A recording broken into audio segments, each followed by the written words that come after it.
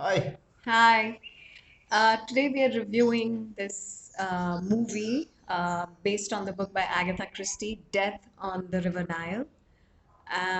We just saw the show at our local cinema, Inox, and I must say it adds a whole different dimension to the movie watching experience.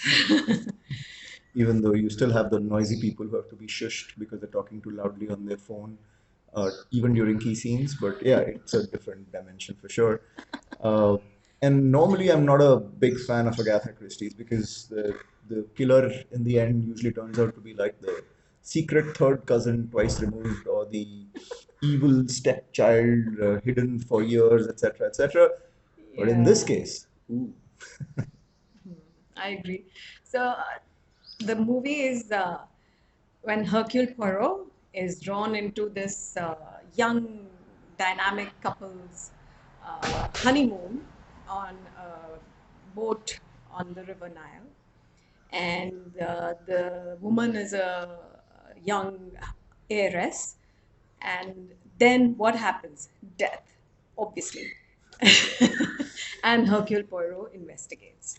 so Kenneth Branagh has directed and stars as Hercule Poirot, and the other delicious boatload of characters includes, for example, Tom Bateman, Annette Bening, Emma Mackey, who's been mistaken for Margot Robbie several times, including myself when she first came on.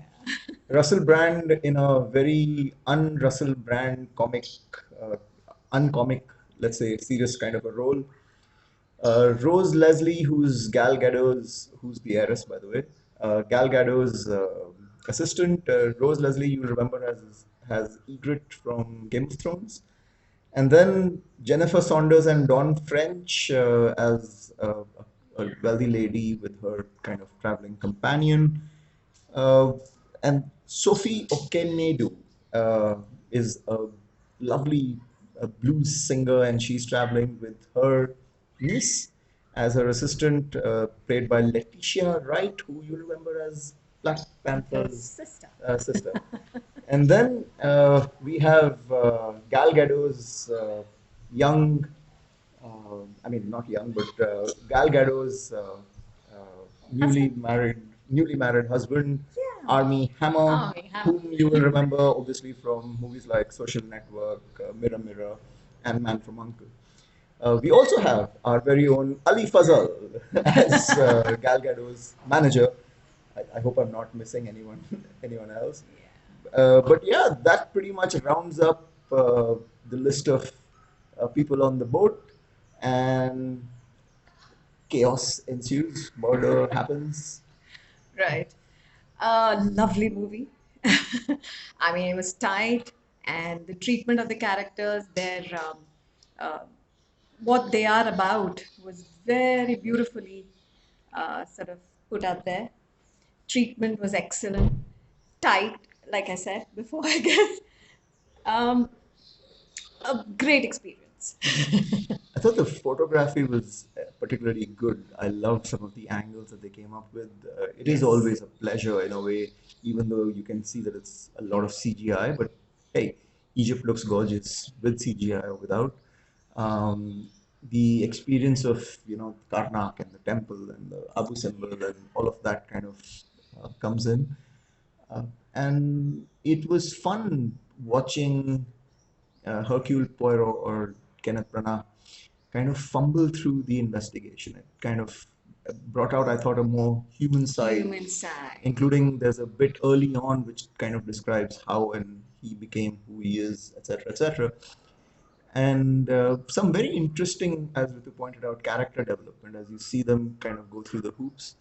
Uh, I thought we managed to get quite a few things right Yes. in terms of spotting little things, little details. So in a way, it's more engaging for a viewer as well, I guess. That you feel, oh, I, I did get I that, get that. Huh? which normally doesn't happen in an Agatha Christie movie. Okay. Yes. And love was highlighted. What you can do for love. And what the dialogues were, explaining no excuses in love. Love can make you do even the Anything. flaws become freckles. I thought that one stuck out for me. Right. So Right. yeah, all that was there. Well done. I thought Kenneth Branagh did a very good job Very good job, yes. in the lead role as well as director. Got out Yes. great performances from everyone. Um, Rating. 8.